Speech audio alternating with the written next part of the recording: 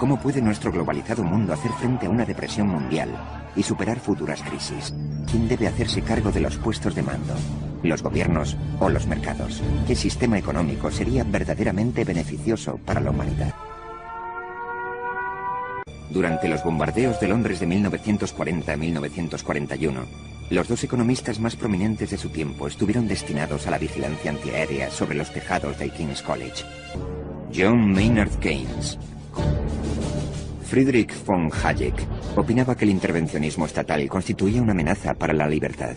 La controversia en torno a las fuerzas de mercado, sobre si la economía debe regirse por los precios o por la planificación estatal, ha marcado las batallas económicas del último siglo. Keynes opinaba que la economía de mercado llegaría a cometer excesos y que cuando tropezase con dificultades, los mecanismos del mercado no funcionarían. Por tanto, el gobierno debía intervenir. Hayek juzgaba el mercado capaz de autorregularse. A comienzos del siglo XX, Hayek y Keynes habían sido testigos de la primera era de la globalización. Los avances tecnológicos, como el telégrafo y el teléfono, revolucionaban las telecomunicaciones. Los barcos de vapor y las vías ferroviarias acortaban las distancias. Decenas de millones de personas emigraban sin necesidad de pasaporte. Keynes describió así este mercado global en el que las mercancías circulaban libremente. Un londinense podía encargar por teléfono mientras sorbía su taza matutina de té gran variedad de productos de todo el mundo y confiar razonablemente en recibirlos con prontitud en su propio domicilio. El asesinato de un archiduque austríaco a manos de un terrorista desencadenó una guerra mundial. Habrían de pasar casi 80 años hasta la reimplantación de una genuina economía global. La Primera Guerra Mundial cegó 20 millones de vidas. Fue un cataclismo. La gente estaba desilusionada. La gente estaba resentida. Buscaba algo mejor. El socialismo, el comunismo, aparentemente prometían un mundo mejor. Tras derrocar el antiguo régimen, la Revolución Rusa se proponía crear un mundo mejor. Influenciados por las teorías económicas de Karl Marx, los bolcheviques propugnaban la destrucción del capitalismo. Lenin, el líder de la revolución, instó a los proletarios de todo el mundo a unirse en contra de la economía globalizada. La revolución contemplaba como crímenes el comercio y la propiedad privada. Durante la Primera Guerra Mundial, Keynes asesoró al gobierno británico sobre el modo en que debía gestionar su economía en tiempo de guerra. Keynes formó parte de la delegación de paz británica que negoció el Tratado de Versalles. Los victoriosos aliados exigían que la derrotada Alemania pagase el costo de la guerra por medio de lo que se dio en llamar reparaciones. Airado y asqueado, Keynes dimitió. El joven e idealista Friedrich von Hayek se matriculó en la Universidad de Viena. Reconocía sin tapujos haber sido socialista moderado durante una época. Pensaba que la preocupación por los pobres, la justicia y la igualdad podían contribuir a configurar la política del gobierno. Ludwig von Mises fue el economista más prominente de la Escuela Austríaca de Economía. Von Mises vaticinó que la nueva economía socialista soviética jamás funcionaría, precisamente porque el gobierno controlaba los salarios y los precios. Sostenía que el gran error del socialismo era carecer de un sistema de precios eficaz que enviase información a consumidores y productores sobre el valor de los bienes. En la Rusia soviética, las profecías de von Mises parecían cumplirse. El Estado controlaba la economía. Fijaba salarios y precios. Lenin tenía entre manos un desastre económico. La Rusia soviética era un país sombrío. Lenin autoriza a los granjeros a vender sus propios productos y tierras. Permite la creación de pequeñas empresas, lo que origina un renacimiento económico. Joseph Stalin introdujo la planificación central. Bajo su gobierno, el Partido Comunista planificó y gestionó todos los aspectos de la economía. Alemania y Austria lidiaban con las consecuencias económicas de la paz.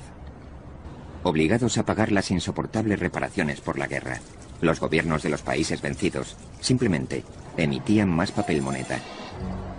El resultado: inflación. Más inflación. Hiperinflación. Una barra de pan costaba miles de millones de marcos. El dinero era más barato que el papel pintado. Se encendían los fogones con billetes de 1 millón de marcos. Esa fue una de las causas del triunfo de los nazis. En los años 20, mientras Europa aún se dolía de las heridas de la Primera Guerra Mundial, en los Estados Unidos, en las ciudades al menos, se experimentaba un auge económico. Y adquirían acciones, montones de acciones.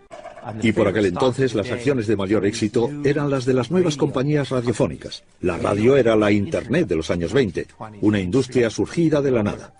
La empresa más atractiva era la RCA, que en pocos años pasó de cotizarse de $1,50 la acción a 600.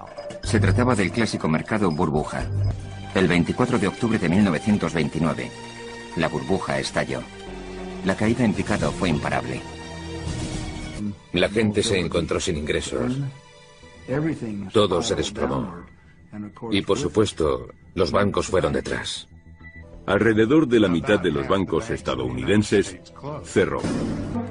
3 million Americans are ex-wage earners, unemployed.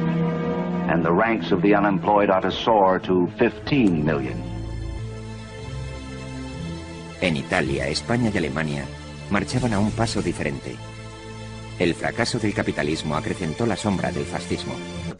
Hitler fue nombrado canciller de Alemania en 1933. La democracia perdía terreno, y con ella el sistema de libertades. El recién elegido presidente Franklin Delano Roosevelt se enfrentaba a un desastre económico. Se crearon embalses, carreteras y parques nacionales. Fundó infinidad de nuevas agencias reguladoras de la banca, del mercado de valores, del propio capitalismo. En 1936, John Maynard Keynes finalmente publicó su teoría general de la ocupación, el interés y el dinero. La solución propuesta por Keynes para el desempleo consistía en que el gobierno debía invertir dinero en la restauración y el afianzamiento del pleno empleo. El gasto público, decía Keynes, debería ir a contracorriente. En tiempos de bonanza tendría que reducirse el gasto y acumularse un superávit. En las temporadas de crisis, como la Gran Depresión, debería intensificarse, entrar en déficit, para así devolverle el poder adquisitivo a los trabajadores. Se necesitó una guerra mundial para que el gobierno adoptase la política de Keynes. Hayek temía que el mundo feliz de Keynes fuese un gran paso en la dirección equivocada. Atacó la opinión generalizada del crecimiento en su obra Camino de servidumbre. Su mensaje era sencillo y directo. Demasiada planificación gubernamental implicaba demasiado poder gubernamental. Demasiado poder gubernamental sobre la economía destruye la libertad y esclaviza al hombre. Para Hayek, el dirigismo de la administración pública central significaba el primer paso hacia el Estado totalitario. Condenó cualquier tipo de intervencionismo estatal, incluso durante la Gran Depresión. Y fue considerado, incluso en círculos académicos, como la maliciosa campaña de un reaccionario para destruir unos elevados ideales.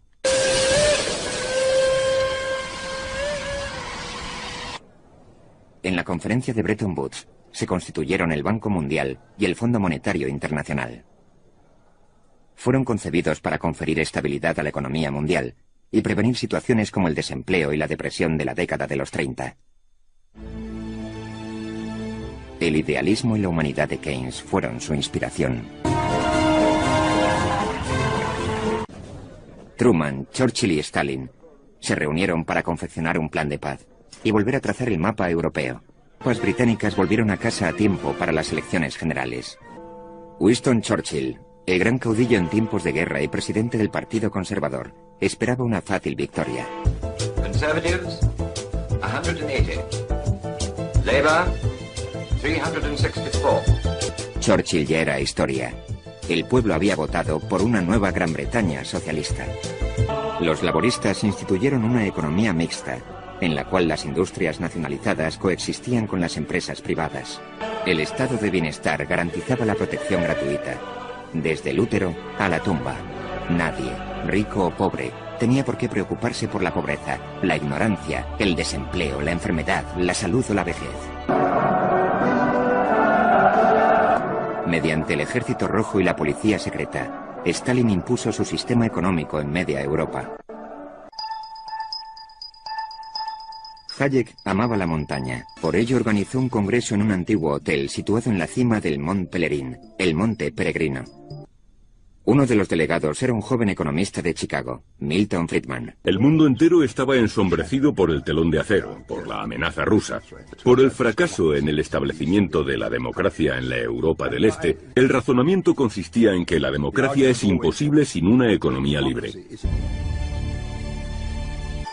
Los aliados introdujeron una nueva moneda, el marco alemán, que sustituyese al devaluado marco del Reich. Ludwig Erhard, un hombre legendario, decidió sin preguntar a nadie y contra la voluntad de las autoridades norteamericanas de ocupación, dejar de ejercer el control sobre los precios. De la noche a la mañana desapareció el mercado negro. La gente dejó de acaparar bienes y se pusieron a la venta productos que no se habían visto en 10 años. Esto puso en marcha a los mercados con libertad de precios, y así se originó el milagro económico alemán. En pocos años, la economía social de mercado alemana superó a la economía británica más dirigida.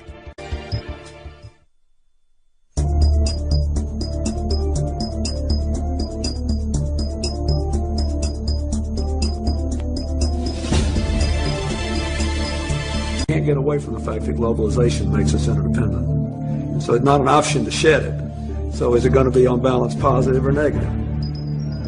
¿Quién debe hacerse cargo de los puestos de mando? ¿Los gobiernos o los mercados? India, la joya de la corona del Imperio Británico, el mismísimo símbolo del imperialismo, celebraba su libertad. Mahatma Gandhi era el padre de la independencia. Pandit Nehru, el primer ministro, deseaba industrializar la India y compaginar la democracia parlamentaria al estilo británico con la planificación estatal al modo soviético. El sector público debía ocupar lo que se había dado en llamar los puestos de mando de la economía. Por ese motivo, el acero, el carbón, la maquinaria, los bienes de capital, todos los aspectos de la industria pesada pertenecían al sector público y no a la iniciativa privada. La India se convirtió en el paradigma del desarrollo económico para las naciones recién independizadas. En todos los países en vías de desarrollo, los conceptos de socialismo, planificación, control, regulación y propiedad estatal se convirtieron en el evangelio. Por toda África, los pueblos confiaban en que el socialismo los sacase de la pobreza. En toda Sudamérica, los gobiernos adoptaron el dirigismo estatal como medio de modernización. El aparente éxito de los países comunistas como la URSS y China parecía indicar el camino a seguir.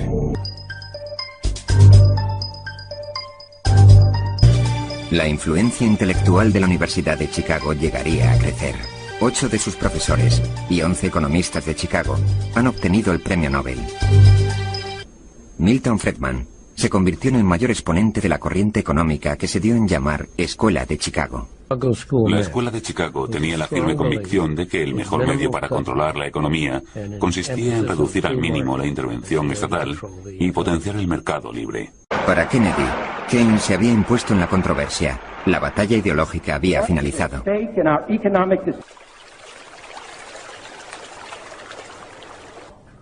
Hojeando el periódico en su restaurante habitual, Hayek leyó que la inflación y el desempleo subían a un tiempo. Existía un nuevo término para describir el fenómeno: estanflación.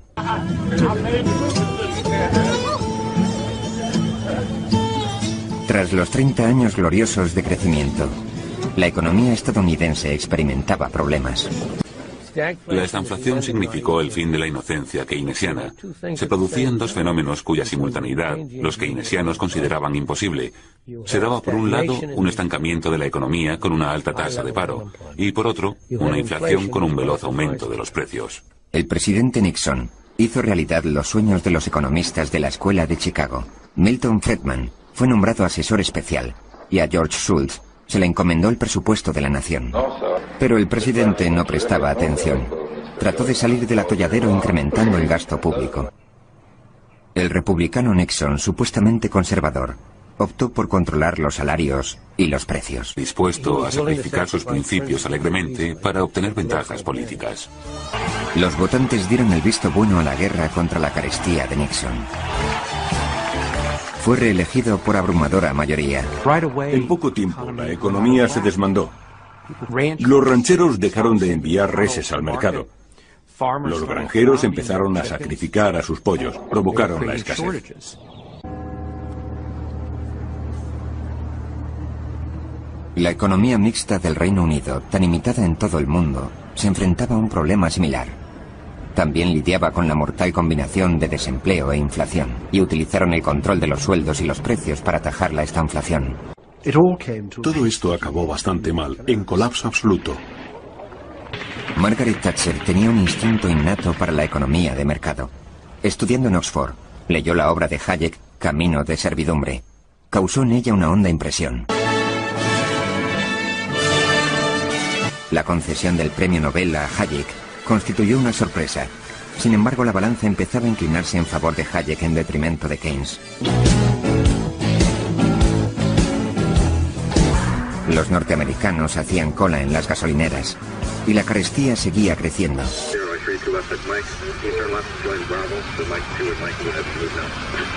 La liberalización de la economía norteamericana estaba en marcha.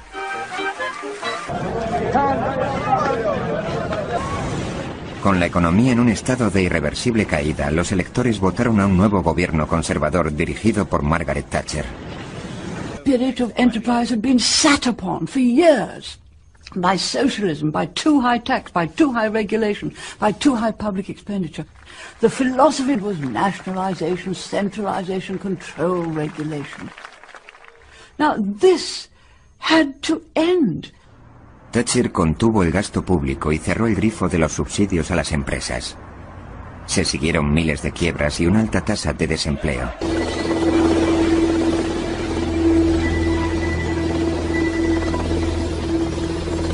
La economía estadounidense estaba en recesión.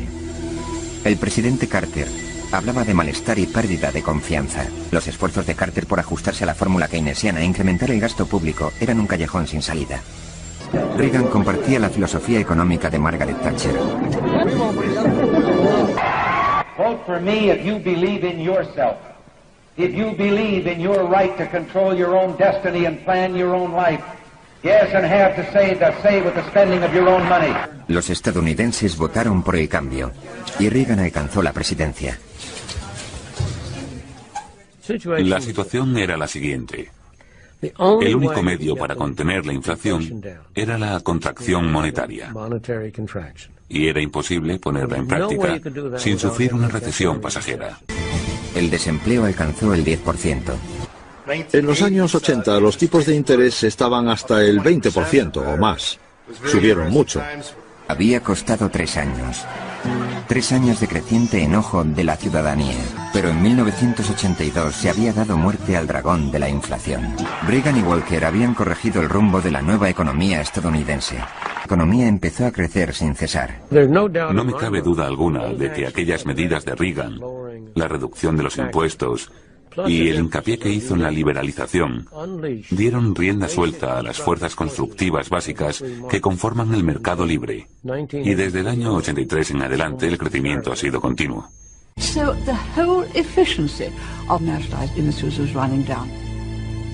Why should they be efficient? They had access to the treasury purse. Thatcher puso fin a su dependencia de los subsidios estatales y la sometió a la disciplina del mercado. Uno por uno, el gobierno de Thatcher puso todos los puestos de mando de la economía británica en venta. La electricidad, el teléfono, el petróleo, el gas, el carbón, el acero, el ferrocarril, las líneas aéreas, incluso el agua.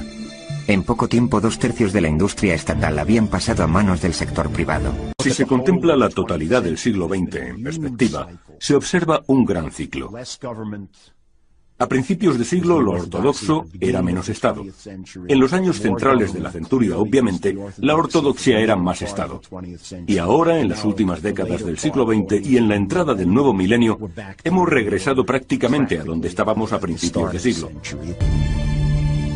Los terribles sucesos del 11 de septiembre demostraron cómo todo un mundo puede sumirse profundamente en la recesión.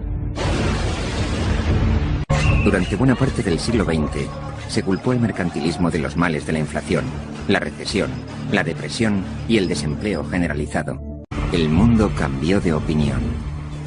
En la Unión Soviética y sus satélites. En los emergentes mercados asiáticos. Y en las economías predominantemente estatalizadas de Latinoamérica. Communism was in the world over, gaining by its main methods military threat from military might. El influjo soviético se desplegaba por toda la Europa del Este. En África y Latinoamérica, el socialismo, la planificación, el control y la propiedad estatal se convirtieron en el evangelio.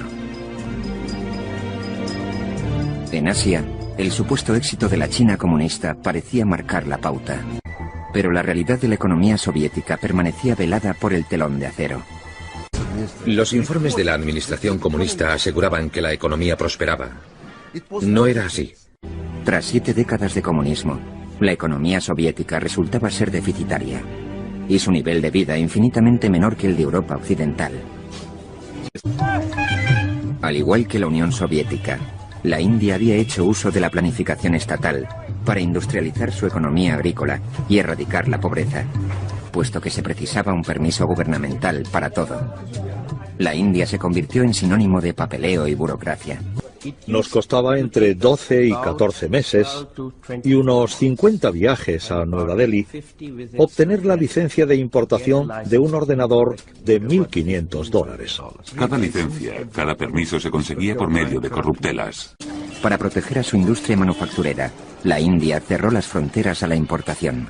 Debido a este proteccionismo, el pueblo hindú obtenía bienes y servicios de muy mala calidad a precios muy elevados.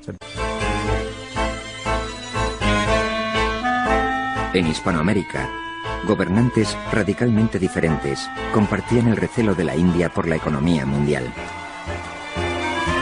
En los años 40 y 50, en Argentina, Juan Perón y su esposa Evita. En los 60, el carismático líder de la Cuba comunista Fidel Castro. En los 70, el presidente de Chile, el marxista Salvador Allende. Latinoamérica parecía condenada a la pobreza perpetua. Te sustraes al flujo de la tecnología, de la investigación, del conocimiento. En lugar de avanzar, retrocedes.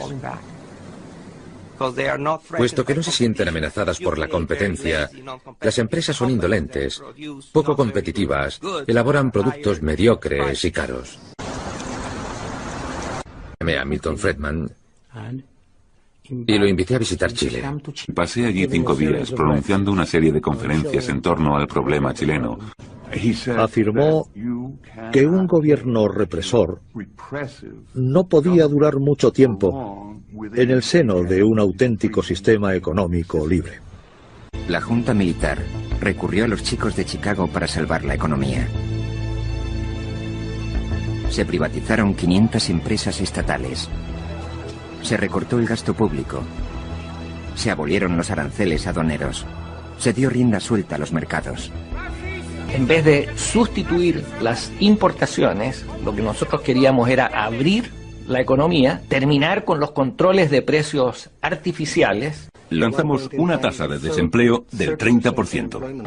El crecimiento económico chileno llegó a ser el más rápido de Latinoamérica. La economía de libre mercado les abrió el camino hacia una sociedad libre. La brutalidad del régimen pinochetista no condujo al entusiasmo por la reforma en el resto de Iberoamérica. Hizo que la izquierda asociara reformas en el mercado por un lado, con gobiernos autoritarios por otro. Cuando Mikhail Gorbachev se alzó con el liderazgo de la URSS, estaba consternado por el declive económico. Обеспечить женщин колготками. Вы представляете, страна, которая самолеты, космос, спутники летают, все могла сделать, такую оборону создала и не могла решить проблему колготок женских. Куда же дальше ехать уже? Зубной пасты нет, стирального порошка нет, того самых простых вещей для жизни людей. Это невероятно. Стыдно просто было работать в таком правительстве. перестройка, это были реформы со ставкой на эволюционные перемены, политические перемены, создание инфраструктуры для рыночного хозяйства.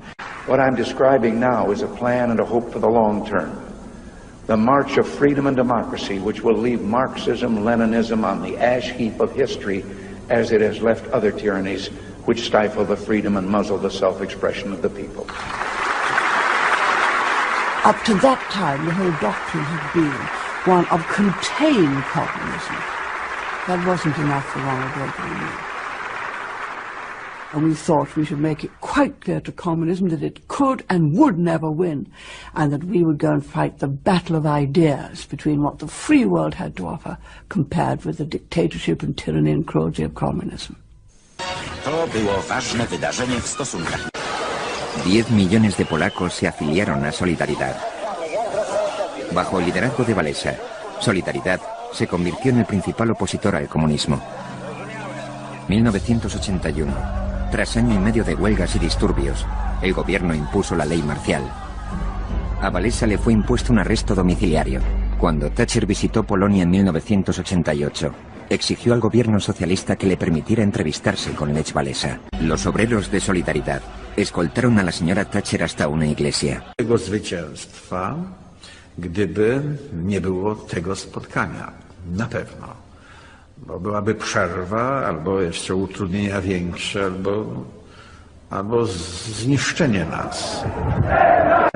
A medida que las economías comunistas se enfrentaban a problemas cada vez más irresolubles, reformistas y economistas del ámbito soviético comenzaron a buscar soluciones y alternativas en el exterior. Se fijaron en el milagro económico de Asia, en lo que estaba sucediendo en Estados Unidos y Europa Occidental, e incluso en lugares tan lejanos como Latinoamérica.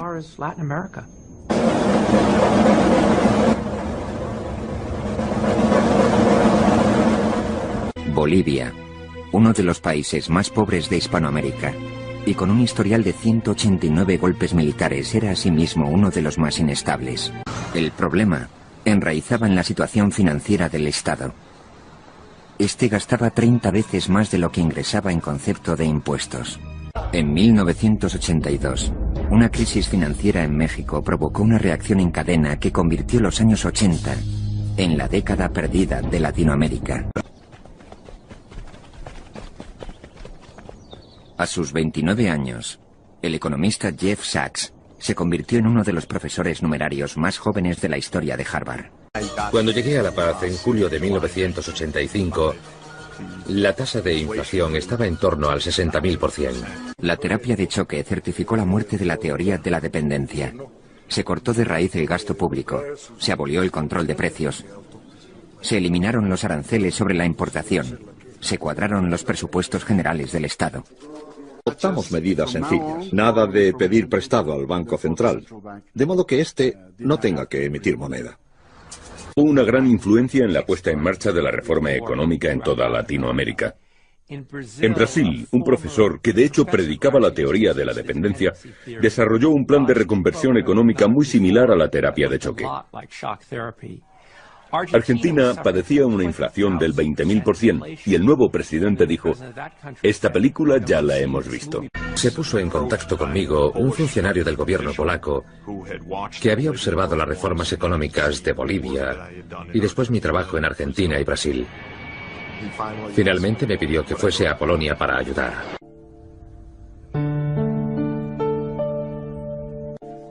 Sachs llegó el mismo día en que las negociaciones acordaron la celebración de elecciones libres en Polonia. Solidaridad obtuvo el 99% de los escaños. El secretario general del Partido Comunista Polaco llamó a Moscú pidiéndole instrucciones. La respuesta de Mikhail Gorbachev fue contundente: no haga nada, acate el resultado de las elecciones. Y por supuesto, el gran símbolo del fin del imperialismo soviético fue la caída del muro de Berlín. Un país tras otro fueron liberándose del comunismo: Polonia, Hungría, Checoslovaquia, Rumanía. 1989 fue realmente un año milagroso. Polonia decidió hacer lo mismo que Bolivia: poner en práctica la terapia de choque, recortar el gasto público, tratar de implantar un sistema mercantilista y comprobar si podría funcionar. Los precios casi se doblaron y la penuria no terminó.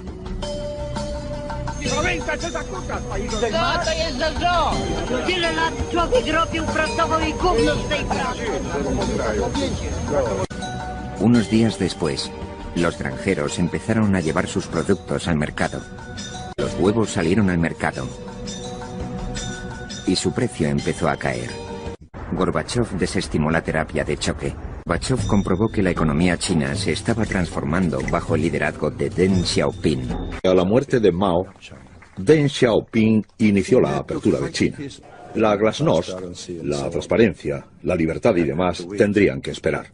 ¿Por qué Gorbachov no aplicó el sistema chino? No comprenden que la rusa era una economía urbana e industrializada en su 80%. En agosto de 1991, los comunistas intransigentes perpetraron un golpe de Estado.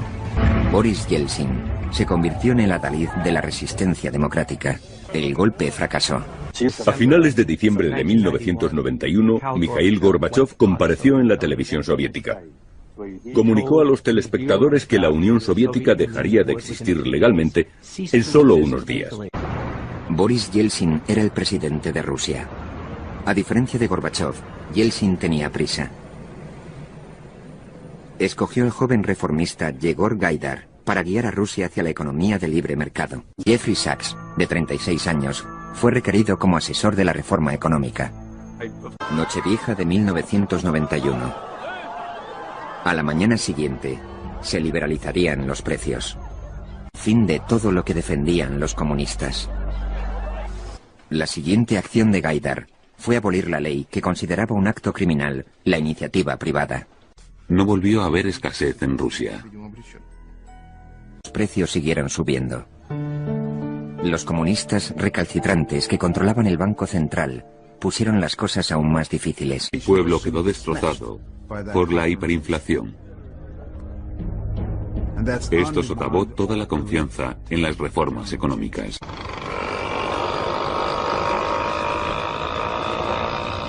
El derrumbe de la Unión Soviética fue uno de los factores que más influyeron en la reforma económica de nuestro país. Planificada por los burócratas y aislada del comercio internacional, la economía hindú estaba estancada, era ineficaz y estaba endeudada.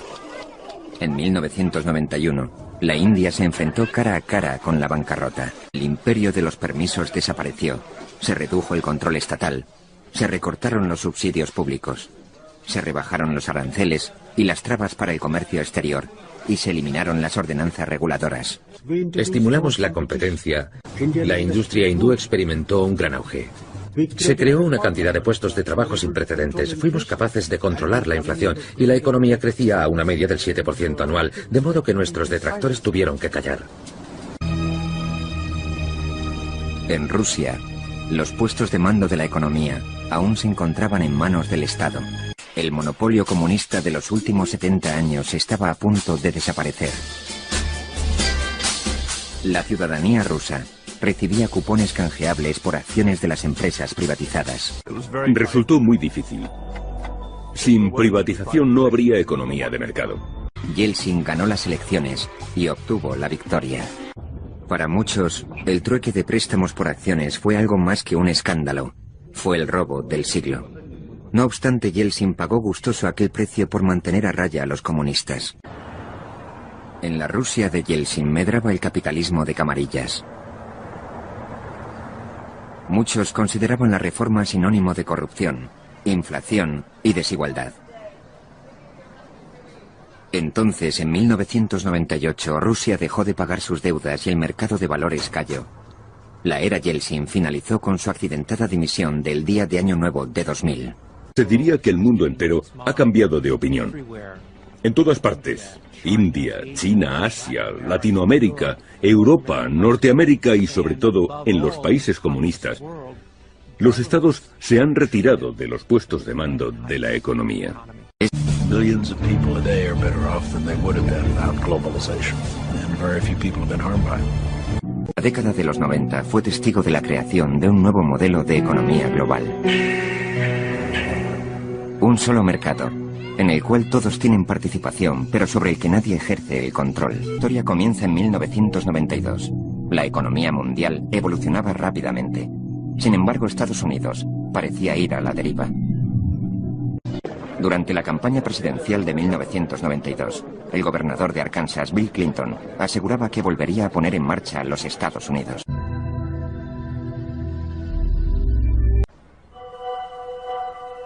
Según sus partidarios, el comercio significa la expresión de un concepto. Los mercados libres generan riqueza, aunan a las naciones y contribuyen a la construcción de un mundo más próspero y más seguro. NAFTA llevó aquella idea al ámbito político. I tell you, my fellow Americans, that if we learn anything from the collapse of the Berlin Wall and the fall of the governments in Eastern Europe, even a totally controlled society cannot resist the winds of change that economics and technology and information flow have imposed in this world of ours. El 60% de los congresistas demócratas votaron en contra del NAFTA. Solo fue posible aprobarlo con el apoyo republicano. Tras el refrendo del NAFTA, miles de empresas extranjeras abrieron fábricas en el norte de México. La suscripción del NAFTA y la adopción del libre comercio por parte de México se inscribían en una transformación más amplia. Just the trade agreement with the United States has moved our total trading, which was 6 years ago $40 billion US, today is $280 billion US in just 6 years. El estado de California gestiona uno de los más nutridos planes de pensiones de los Estados Unidos.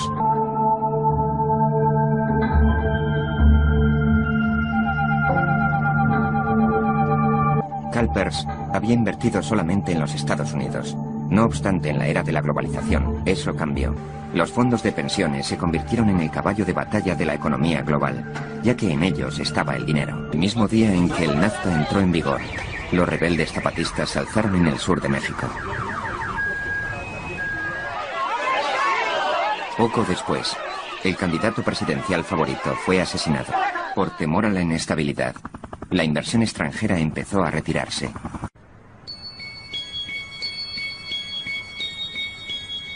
Llamaba el ministro de Hacienda. Me puse al teléfono y me dijo: Greenspan y yo tenemos un problema y creemos que si no actuamos contundentemente, el peso mexicano implosionará. Esta es la primera vez que se produce una auténtica crisis financiera a escala mundial, lo que acabará convirtiéndose en algo muy normal.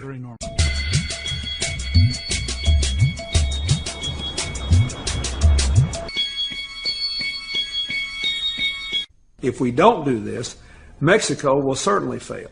Then the borders will be flooded with illegal immigrants who are starving and need food and a job.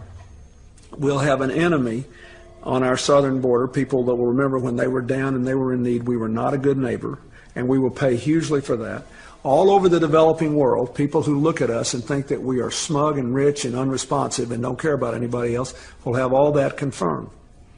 If we help, at least people will know we tried in a good cause, and it will resonate throughout the developing world. México pronto reintegró el préstamo. Sin embargo, los bancos y otros grandes inversores captaron el mensaje de que la Hacienda estadounidense, por aquel entonces, estaba adoptando una política proteccionista. De igual modo que obtienen beneficios, deberían arrostrar las pérdidas. Resulta difícil de creer que a comienzos de los 90 el correo electrónico fuese algo prácticamente desconocido, que casi nadie dispusiera de él. El precio de las comunicaciones telefónicas cayó, el número de llamadas telefónicas se disparó y la gente está conectada de un modo sin precedentes. En las remotas aldeas de la India, los granjeros llevan sus cosechas al mercado, tal y como han hecho durante generaciones. Pero una conexión a Internet les asegura que cobren por sus productos el precio internacional. Una tarifa fijada en la Bolsa Mercantil de Chicago, a casi 13.000 kilómetros de distancia. Creíamos en el socialismo porque pertenecíamos a otra generación. Pero después me di cuenta de que si quieres erradicar la pobreza, no debes hacerlo redistribuyendo la riqueza preexistente, sino creando más riqueza. Mi concepto de la globalización es el siguiente: producir donde resulte más barato, vender donde sea más rentable, obtener el capital de donde éste se encuentre sin preocuparse por las fronteras. En Silicon Valley es donde ocurren las cosas. Por eso viene tanta gente. En muchos sentidos, Silicon Valley es el centro espiritual de la nueva aldea global.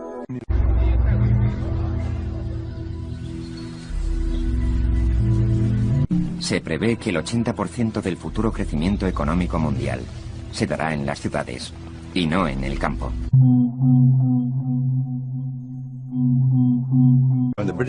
Cuando llegaron los británicos en 1819, solo encontraron una aldea de pescadores de unos 120 habitantes. Más en toda la historia universal se había visto semejante crecimiento económico. Tanta gente saliendo de la indigencia. A mediados de los 90, muchas economías asiáticas tenían la increíble tasa de crecimiento anual del 10% o más.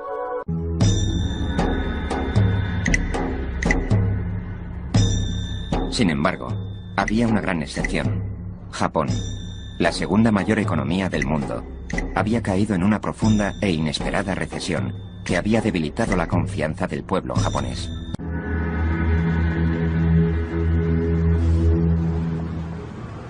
Hubo un tiempo en que la economía japonesa parecía imparable. Japón, el gran exportador, era proteccionista con sus industrias. La producción para el consumo interno no es nada competitiva.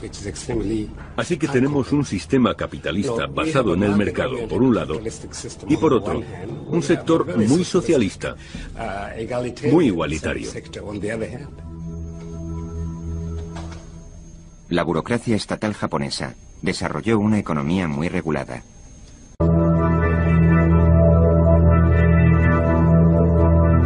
Durante los años 90, Tailandia había liberalizado sus mercados de capital. Por primera vez, las empresas nacionales podían obtener préstamos de los bancos extranjeros, que ofrecían menores tipos de interés. Existía un defecto subyacente en el sistema al que la gente no concedía demasiada importancia: la debilidad institucional, lo que significaba que los sistemas bancarios no estaban debidamente desarrollados y los mecanismos de seguridad eran imperfectos. No habían evolucionado de modo acorde con el crecimiento económico y la integración en la economía mundial de estas naciones. Viajé a Bangkok en mayo de 1997. Había grúas por todas partes. Parecía que el auge económico nunca iba a terminar. Sin embargo, eran unos bancos débiles los que financiaban unos edificios que jamás llegarían a ocuparse. La moneda tailandesa, el baht, estaba vinculada al dólar. La gente empezó a preguntarse, ¿de verdad tienen suficientes dólares como para poder cambiarlos por baht, la moneda tailandesa? En julio de 1997, el gobierno tailandés se vio obligado a devaluar la moneda. Estaba a punto de estallar también la crisis financiera asiática. El Fondo Monetario Internacional concedió a Tailandia un crédito de emergencia. Puesto que esta medida no surtió efecto, el gobierno tailandés pidió a Washington aún más ayuda. La economía tailandesa es insignificante. Estados Unidos decidió no intervenir en Tailandia, pensando que la crisis no se iba a extender, que era imposible. Se reprodujo el clásico pánico bancario y empezaron a retirarse las inversiones de todo el sudeste asiático. Esto se llamó contagio. A medida que avanzaba, la crisis resultó ser tan virulenta que llegó a conocerse como contagio. Y esto era un auténtico síntoma de la globalización. Tailandia contagió a sus vecinos. La economía de Malasia parecía estable hasta el momento. Repentinamente, tuvo que encararse con la inmisericordia presión del mercado internacional. A continuación se contagió Indonesia, el país más populoso del sudeste asiático. El gobierno cayó y sus ciudades se hundieron en el caos. Los precios de las propiedades cayeron, las empresas quebraron y en el caso de Indonesia, el entramado social quedó destruido. Se trataba de un nuevo tipo de crisis financiera, distinto de todos los conocidos por el Fondo Monetario Internacional. El FMI procuró enormes créditos a Indonesia y a otras naciones asiáticas, a condición de que recortaran el gasto público, subiesen los tipos de interés y erradicasen la corrupción. Eres médico y vas a tratar a un paciente muy enfermo, pero la opinión pública culpa al médico por la enfermedad del paciente. Y sin embargo, este estaba enfermo antes de que llegara el médico. Según algunos líderes, las condiciones del FMI desprendían olor neocolonialista. A finales de 1997, la plaga llegó a Corea del Sur, una de las economías más florecientes del mundo. En la última semana de diciembre de 1997, la 11ª economía del mundo, que era Corea, disponía grosso modo de una reserva de 4.000 millones de dólares y estaba gastando hasta 1.000 millones diariamente.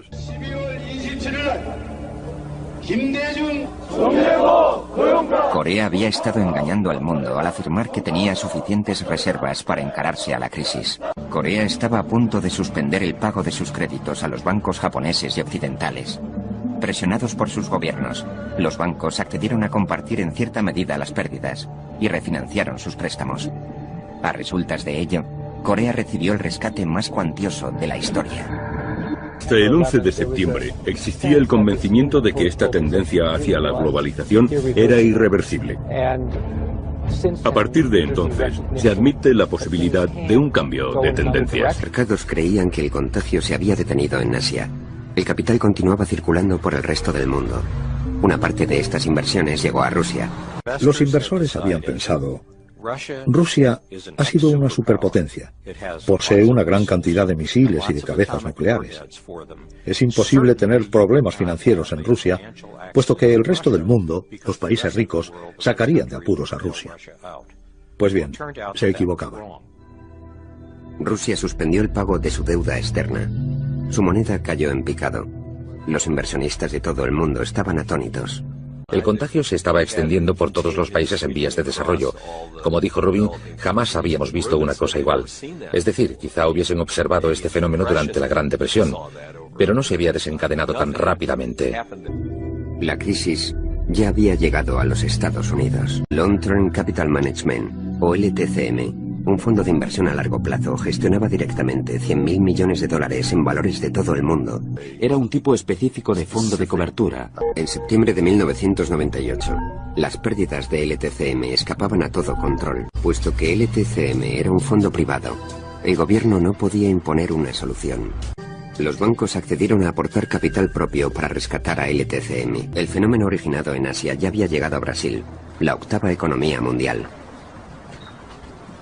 Sin embargo, en esta ocasión, la situación se había previsto solicitando un paquete de créditos. El gobierno brasileño recortó sus gastos y emprendió reformas.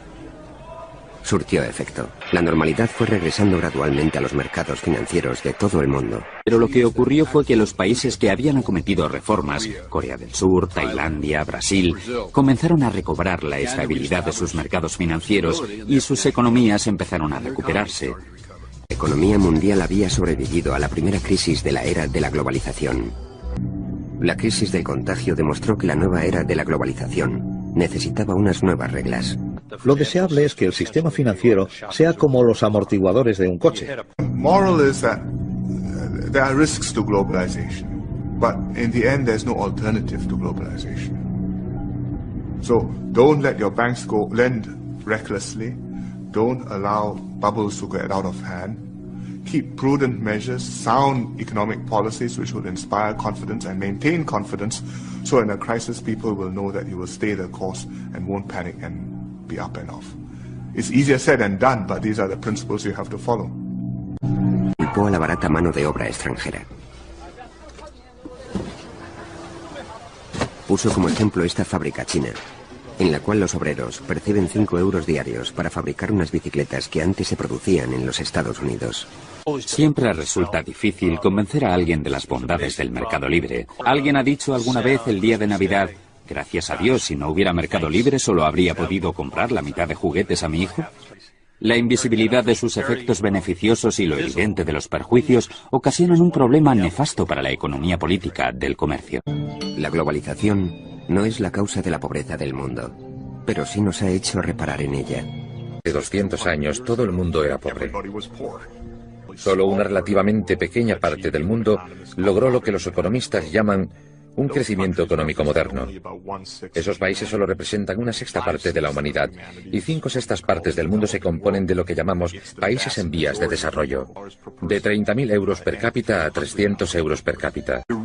La razón por la cual las mercancías circulan sin problemas en la economía de mercado norteamericana y los títulos por todo el mundo es que tienen pasaporte. Pero no funciona en nuestro país ni en la mayor parte del tercer mundo, puesto que carecemos de algunos de los elementos cruciales que Occidente adoptó en los siglos XVIII y XIX, como los derechos de propiedad, sin los cuales es imposible que funcione el sistema capitalista. One of these people that believes that economics solves all problems, but if people know they're taking care of their children, and if they have a personal interest in maintaining the peace, It's just easier for them to manage life's difficulties.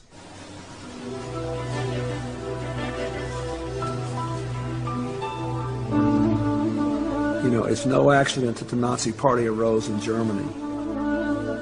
Everybody who was alive at the time remembers people in the Weimar Republic after the harsh peace of Versailles after World War I, carrying wheelbarrows full of worthless marks to the bakery to buy a loaf of bread. So I don't want to oversell this.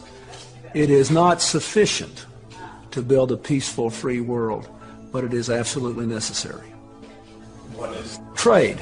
And that's basically the next big challenge, is making this interdependent world of ours, on balance, far more positive and negative. And the extent to which we succeed in doing that will determine whether the 21st century is either marred in its first 50 years by terrorism of all kinds across natural borders and more racial and religious and ethnic strife and tribal strife in Africa, or whether it becomes the most peaceful and prosperous and interesting time the world's ever known. I don't think there's any one overnight solution. I don't know anybody who's smart enough to sit down and write a brand new set of rules that we should all then adhere to. I think it is a process of negotiation among sovereign and independent nations. And that's probably as it should be. And it will evolve over time. Precios. Sostenía que el gran error del socialismo era carecer de un sistema de precios eficaz que enviase información a consumidores y productores sobre el valor de los bienes. En la Rusia soviética, las profecías de von Mises parecían cumplirse. El Estado controlaba la economía. Fijaba salarios y precios. Lenin tenía entre manos un desastre económico. La Rusia soviética era un país sombrío. Lenin autoriza a los granjeros a vender sus propios productos y tierras. Permite la creación de pequeñas empresas, lo que origina un renacimiento económico. Joseph Stalin introdujo la planificación central. Bajo su gobierno, el Partido Comunista planificó y gestionó todos los aspectos de la economía. Alemania y Austria lidiaban con las consecuencias económicas de la paz. Obligados a pagar las insoportables reparaciones por la guerra, los gobiernos de los países vencidos simplemente emitían más papel moneda. El resultado: inflación. Más inflación. Hiperinflación. Una barra de pan costaba miles de millones de marcos. Instó a los proletarios de todo el mundo a unirse en contra de la economía globalizada. La revolución contemplaba como crímenes el comercio y la propiedad privada. Durante la Primera Guerra Mundial, Keynes asesoró al gobierno británico sobre el modo en que debía gestionar su economía en tiempo de guerra. Keynes formó parte de la delegación de paz británica que negoció el Tratado de Versalles. Los victoriosos aliados exigían que la derrotada Alemania pagase el costo de la guerra por medio de lo que se dio en llamar reparaciones. Airado y asqueado, Keynes dimitió. El joven e idealista Friedrich von Hayek se matriculó en la Universidad de Viena.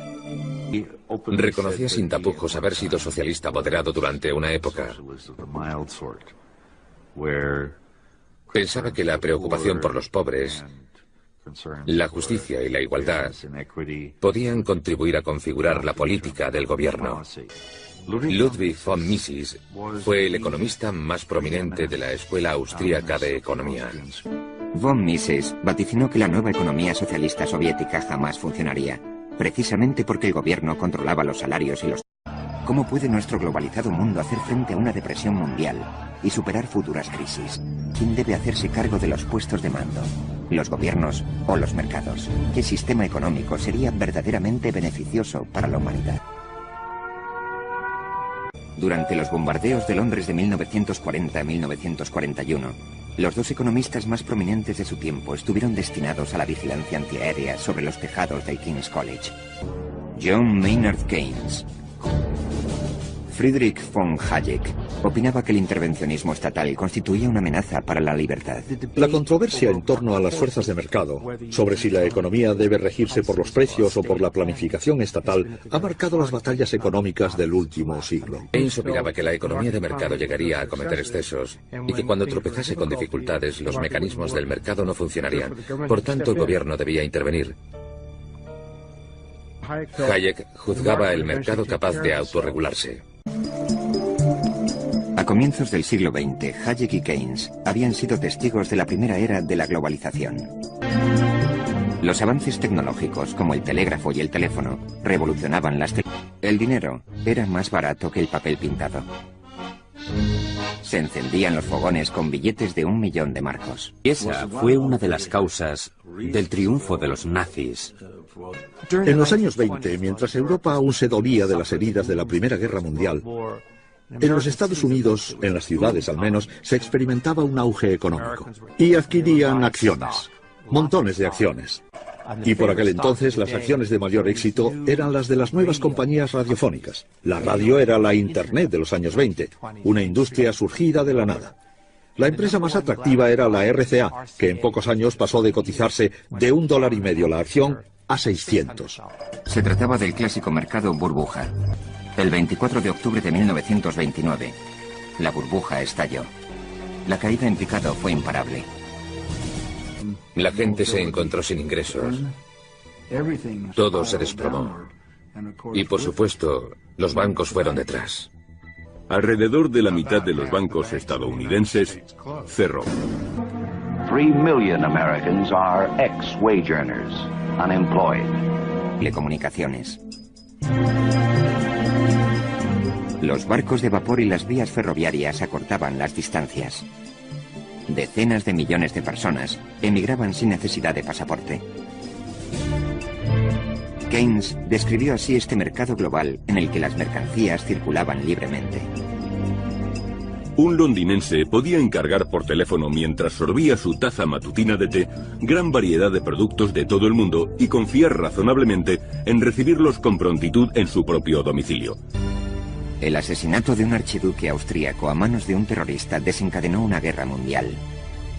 Habrían de pasar casi 80 años hasta la reimplantación de una genuina economía global. La Primera Guerra Mundial cegó 20 millones de vidas. Fue un cataclismo. La gente estaba desilusionada. La gente estaba resentida. Buscaba algo mejor. El socialismo, el comunismo, aparentemente prometían un mundo mejor. Tras derrocar el antiguo régimen, la Revolución Rusa se proponía crear un mundo mejor. Influenciados por las teorías económicas de Karl Marx, los bolcheviques propugnaban la destrucción del capitalismo. Lenin, el líder de la revolución,